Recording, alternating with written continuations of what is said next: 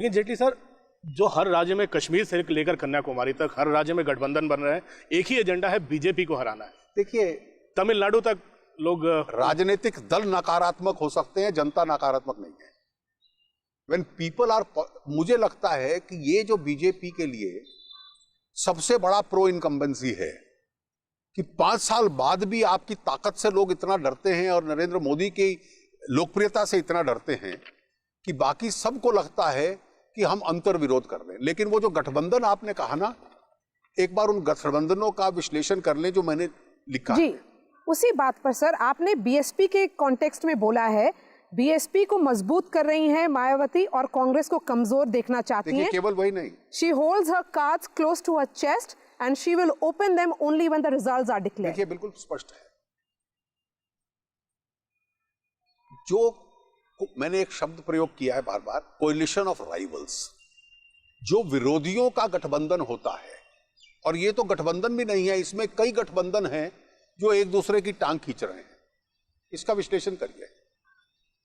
तृणमूल कांग्रेस, ममता जी की क्या राजनीति है? मैं बंगाल में तुम्हें एक सीट नहीं दूंगी, मैं अपनी सीट मैक्सिमाइज करूंगी और तुम्हारी सीट कम हो इसकी मेरी इच्छा है, इसलिए एक नहीं दूंगी, तुमसे गठबंधन नहीं करूंगी। बसपा और मायावती जी की क्या रणनीति है? मैंने एक स्ट्रेटेजिक गठबंधन यूपी में किया है अपनी सीट बढ़ाने के लिए, और बाकी देश भर में मैं अपने कैंडिडेट खड़े करूंगी। और आज तो अटकलें चल रही हैं कि शायद अमेठी में भी खड़ा कर दे। फिर क्या होगा? कांग्रेस की राजनीति क्या है? जहां मैं मजबूत हूं वहां कोई गठबंधन नहीं, जहां मैं कमजोर हूं मैं किसी गठबंधन में शामिल होने को तैयार हूं।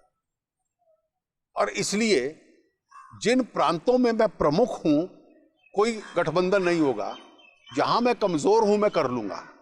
उद्देश्य तीनों का एक है, और उद्देश्य यह है कि मैं अपनी ताकत बढ़ाऊं और जो बीजेपी विरोधी अन्य राजनीतिक दल हैं उनकी ताकत कम करूं, ताकि बाद में जो संघर्ष और टग ऑफ वॉर होना है हमारे बीच में, मैं उसमें कुछ ना कुछ कर पाऊं। तो इसलिए मुझे लगता है कि ये जो कोएलिशन ऑफ राइवल्स है, ना आपकी कोई नीति है, ना आपका कोई मैनिफेस्टो है, ना आपकी कोई पुरानी परफॉर्मेंस इतनी अच्छी है, ना आपके पास एक ऐसा नेता है जिसको देश को, एक तेजी से बढ़ते देश को आगे बढ़ाना है, और फिर एक दूसरे की खिंचाई में आप चुनाव से पहले लगे हुए हो। तो क्या इस देश को कियोस, संकट की स्थिति में भेजना है? और इस देश का अनुभव क्या है?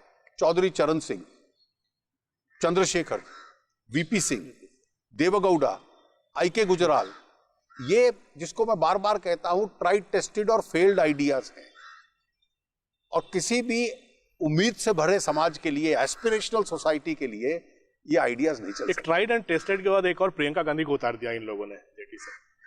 देखिए, ट्राइड एंड टेस्टेड से मन भर गया था उनका।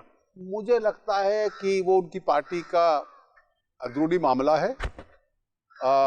अब उनको वो ट्राइड और टेस्टेड तो नहीं थी, लेकिन इन्होंने उनको एक बंजर जमीन दे दी है और कहा है यहां जाके खेती करो, तो ट्राइड और टेस्टेड का परिणाम तो वही मिलेगा।